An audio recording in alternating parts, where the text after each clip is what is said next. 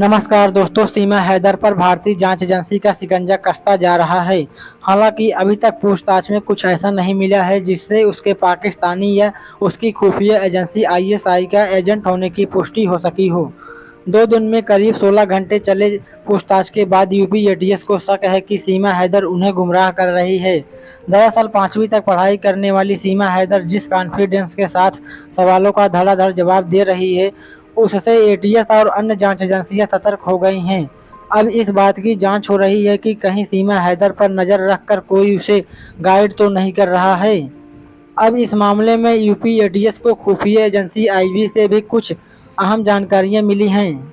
अब तक के पूछताछ में सीमा हैदर के नोएडा स्थित रबूपुरा गांव तक पहुंचने में किन लोगों ने मदद की, इसे लेकर भी वो सही जवाब नहीं दे पाई है।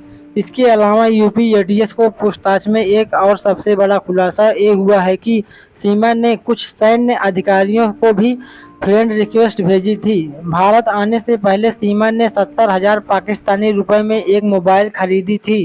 पूछताछ में सीमा हैदर ने यूपी एटीएस को अपने मोबाइल खरीदने की जानकारी दी। पूछताछ में उससे यह भी पूछा गया कि क्या तुम्हें मोबाइल फोन पर मैसेजिंग और इंटरनेट से चैटिंग में सावधानी बरतने के लिए कहा गया था। यूपी एटीएस के अधिकारियों ने सीमा हैदर से ये भी पूछा कि क्या तुम किसी कोड वर्ड का इस्तेमाल करती थी। पूछताछ में एटीएस ने सीमा हैदर से जब यह पूछा कि क्या उसने कभी फूफी और फल जैसे कोड वर्ड का इस्तेमाल किया था। आपको बता दें कि पाकिस्तानी खुफिया एजेंसी आईएसआई के कामकाज की कोड लैंग्वेज में फूफी का मतलब उस शख्स को कहा जाता है जो अपने देश से जुड़ी जानकारी आईएसआई तक भेजने का काम करता है। वहीं फल कोड वर्ड का इस्तेमाल रुपया के संदर्भ में किया जाता है।